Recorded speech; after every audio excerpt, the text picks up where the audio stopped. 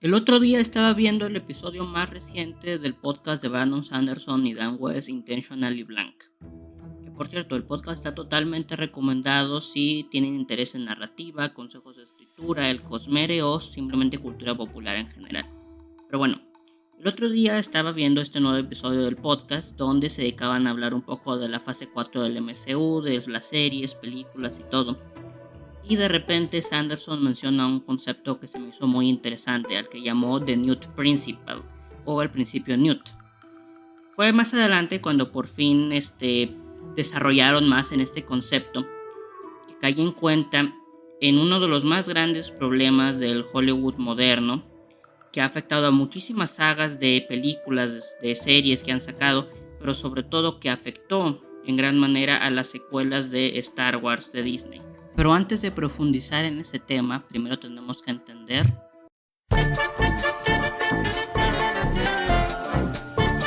el principio Newt básicamente hace referencia al cuidado que tú como narrador, como creador de una nueva historia, debe de tener para no socavar o sabotear el involucramiento emocional que el espectador o el lector pueda traer de una historia anterior que se relacione con tu nueva historia, sobre todo si no sabes si esta nueva historia que estás haciendo va a ser tan buena como la anterior o tan querida. Todo esto se hace muchísimo más sencillo de comprender cuando analizamos el propio nombre del principio, de dónde viene este nombre. El principio obtiene su nombre gracias a uno de los protagonistas de la película de la saga Alien, precisamente Alien 2 o Aliens. Toda esta película, la trama revuelve en torno a la protagonista Ripley queriendo salvar a una niña pequeña de apodo Newt de una colonia infestada por xenomorfos. Ya que se establece que esta es la meta final de la protagonista, la película avanza y finalmente la película concluye con que la niña es salvada y Ripley y ella dejan el planeta. Al inicio de la siguiente película, lo primero de lo que nos enteramos es que este personaje Newt murió fuera de cámara antes de que la película siquiera empezara. Esto destruye completamente el interés emocional de aquellos que venían de ver la película anterior, donde todo giraba en torno a salvar a esta niña, porque ahora la película acaba de empezar, la niña ya está muerta, el personaje que te dijeron que tenía que importar ya no existe, y hasta llegas a sentirte insultado de la forma en la que lo hicieron. Esto es básicamente a lo que hace referencia este principio, al hecho de que para contar otra historia destruyan o cambien algo que anteriormente te dijeron que era importante y que le habías agarrado cariño de otra historia. Una vez entendido el principio, me gustaría explorar cómo es que cada una de las películas que componen la trilogía de secuelas atacó directamente un pilar emocional y narrativo dentro de las películas de la trilogía original. Hello there.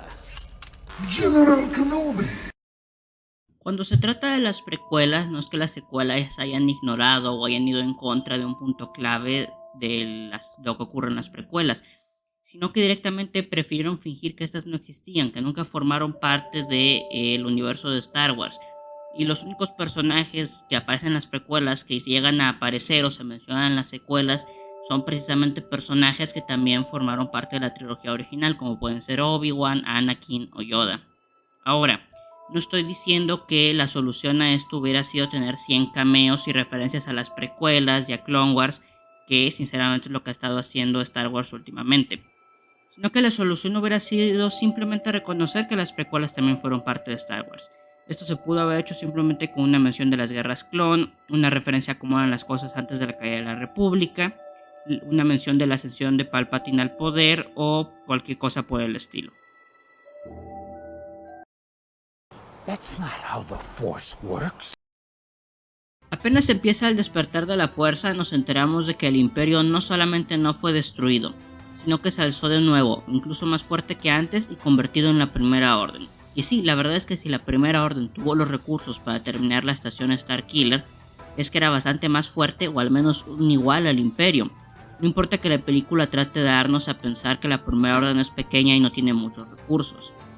Esto socava todos los esfuerzos de la alianza rebelde que pudimos observar a lo largo de la trilogía original, dándonos a entender que toda esta lucha fue completamente inútil. Este sentimiento solo se ve amplificado cuando vemos que la nueva república, entre comillas, está conformada por un pequeñísimo grupo de planetas, que son literalmente destruidos en cuestión de segundos. Además de que la Nueva República ni siquiera se molestó en construir un ejército, sino que se conformó con la Resistencia, una versión diluida de lo que algún día fue la Alianza Rebelde, sin mencionar que de alguna manera la Resistencia tenía incluso menos recursos que los rebeldes. Sinceramente, la serie del Mandaloriano explora todo este aspecto de un imperio derrotado mucho mejor, ya que sí, vemos al imperio, sigue operando, sigue teniendo recursos, como es lógico. Quiero decir, el imperio no iba a desaparecer mágicamente solo porque el emperador murió, pero aquí es presentado de una forma mucho más realista. La República ahora tiene el control de una buena parte de la galaxia, que se encargan de patrullar y mantener en orden. Y el imperio que queda está fracturado y opera en secreto y en células independientes. Every word of what you just said was wrong. Con esta película somos introducidos a un segundo gran problema de las secuelas, y es que se dedican a contradecir los que sus compañeras de trilogía nos indican que es importante. ¿Recuerdas al líder Snoke, ese villano misterioso del que no sabemos nada? Pues simplemente muere aquí de la forma más insulsa posible. ¿Recuerdas a los misteriosos caballeros de Ren? Qué bien, porque no te van a contar absolutamente nada más sobre ellos. Pero, sin lugar a dudas, el mayor fallo de los últimos Jedi es negar todo el desarrollo del personaje de Luke Skywalker. La historia de la trilogía original gira en torno al viaje de Luke para enfrentarse al pasado oscuro de su padre y perdonarlo para que pueda ser redimido del lado oscuro. Esta película espera que creamos que la única persona en toda la galaxia que vio algo de bondad y posibilidad de redención en Darth Vader es la misma persona que trató de asesinar a su sobrino solo porque sintió algo de oscuridad en él.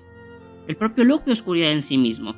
Ese es todo el punto del retorno del Jedi, que después de que Luke se enteró de que Vader era su padre, él mismo comenzó a sentirse atraído hacia el lado oscuro, llegando a adoptar alguna de las formas características de Vader, solamente para que al final se diera cuenta de que podía luchar contra esa oscuridad, y cuando fue tentado por el mismísimo Darth Sidious, rechazó unirse a él, inspirado a su padre a renunciar también él al lado oscuro. Cabe mencionar que no estoy diciendo que el personaje de Luke no pudiera transformarse en el Luke que vemos en la película. Después de todo pasan años entre el retorno de Jedi y los eventos de los últimos Jedi, pero indudablemente requeriría algo muchísimo más fuerte que sentir un poco de duda en su sobrino para quebrar a quien fue el hijo y redentor de Darth Vader. Somehow Palpatine returned. La tercera entrega nuevamente se esfuerza por desacreditar los pilares fundamentales de su predecesora. Kylo Ren se convirtió en líder de la Suprema Orden. Es inmediatamente despojado de su puesto de mando. Rey, que no era descendiente de ningún usuario de la fuerza, demostrando que un héroe podía venir de cualquier parte, ahora se revela que es nieta de Palpatine. Esta película no solamente ignora a su predecesora, sino que se encarga de desacreditar el que es posiblemente el elemento más importante de toda la saga de Star Wars, la trilogía original, precuelas y secuelas incluidas, que es el viaje que atraviesa el personaje de Anakin y lo significativo que es. Esto no se relaciona solamente con la profecía del elegido que existe dentro del universo de Star Wars, que dependiendo de tu perspectiva puede o no ser Anakin, sino que esto va más allá. Esto es algo que mancha el núcleo mismo de Star Wars y lo que lo hacía tan bueno, que es su escritura, la forma en la que sus personajes eran desarrollados. La redención de Vader no solo significaba su absolución del lado oscuro y el cumplimiento de la profecía, sino que simbolizaba su liberación de la vida de esclavitud que había llevado desde niño, en la que solo había pasado de un maestro a otro. Simboliza que Palpatine ya no tenía ningún poder sobre él y creaba un final incluso cómico para el hombre que lo había utilizado como herramienta. Vader, quien llevó a Palpatine al poder, fue quien exterminó a la Orden Jedi, que fue quien estableció el poderío del Imperio, e irónicamente fue Vader, la herramienta favorita de Palpatine, quien acabó con el Emperador. Todo esto es arrojado por la borda cuando esta película, buscando remediar la ausencia de un villano creíble, decide traer a Palpatine de vuelta. Lo peor es que ni siquiera se molesta en traerlo de vuelta de una manera digna, o al menos explicar cómo volvió.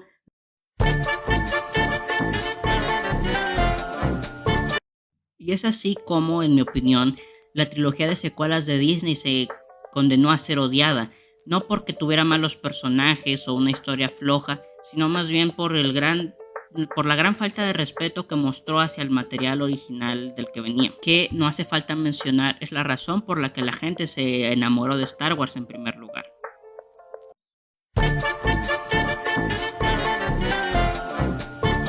Star Wars es solamente un ejemplo de cómo Hollywood no va a dejar de monetizar la nostalgia de la gente, de cómo cada vez va a sacar más continuaciones a sagas ya acabadas, que solamente se encargan de contradecir años de contenido que es amado por los fans y que al final termina empeorando la franquicia o la saga. Esto lo hemos podido ver con Star Wars, como ya se mencionó aquí. Lo vimos con la serie de Halo, que de Halo lo único que tiene es el nombre, Jurassic World, las secuelas a películas originales de Pixar, la saga de Terminator, la de Alien. Lo empezamos a ver con el MCU y cada vez se van a sumar más y más franquicias a este carrusel interminable de sagas que simplemente están ahí para sacar dinero y monetizar la nostalgia. Con esto no quiero decir que las películas que mencioné antes sean irremediablemente malas. Incluso he visto algunas de las que he disfrutado bastante. Pero creo que no me equivoco al decir que la mayoría de nosotros nos hubiéramos conformado y estábamos bien con el material original.